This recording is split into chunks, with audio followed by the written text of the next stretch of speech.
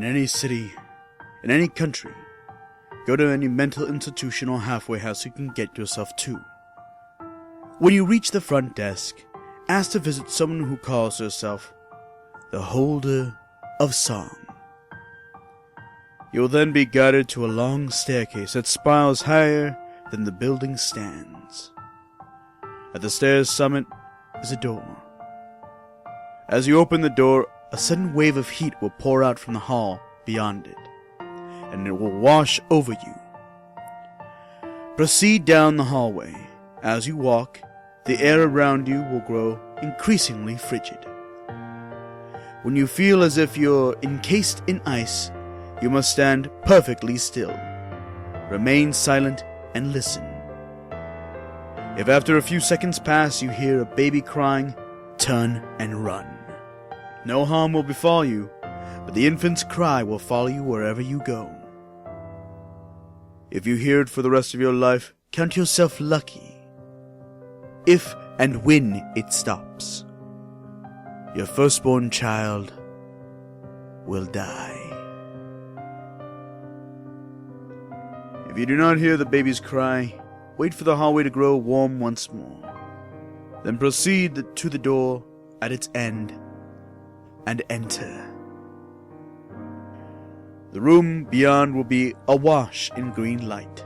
At its center will be an old woman turning the handle of a silent music box. Her legs have been severed at the knees. When you speak to her, you must look into her eyes. She hides a spear fashioned from the bones of her legs, and if you break eye contact, she will impale you with it and leave you to bleed to death in seemingly unending agony. She will respond to one and only one question. What was the song they used to play?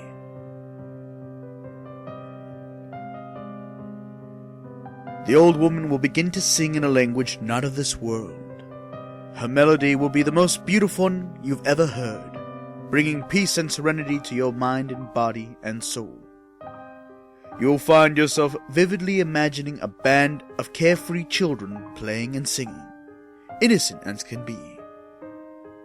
And within minutes, the scene will eventually take a horrible, sinister turn. The children will begin to fight each other, and their conflict will quickly escalate to the most brutal, lethal violence you can conceive of. They will impale each other on wooden poles, disembowel each other with sharp rocks, and even rip flesh from bone with their bare hands. You will witness these children, now merely tattered doppelgangers of themselves, spreading death and destruction more horrific than you could ever imagine on your own. You will see a naked boy, drenched in blood, singing with delight as he runs through a hellish wasteland, pursued by unspeakable monsters. They will overtake him and utterly destroy him, the song still issuing forth from his shedded lips all the while. Yet inexplicably you will remain calm and peaceful even as you watch this unspeakable brutality. When the horrific vision ends, an intense pain will stab at your chest. Your heart will feel like it is about to explode.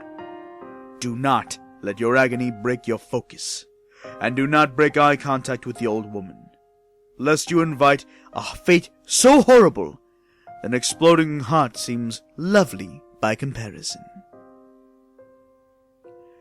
If you remain steadfast in your gaze, the pain will eventually cease. The woman will stand up, though with your eyes still focused on her, you will not know how, and she will place the music box in your hands. The music box is object 6 of 538.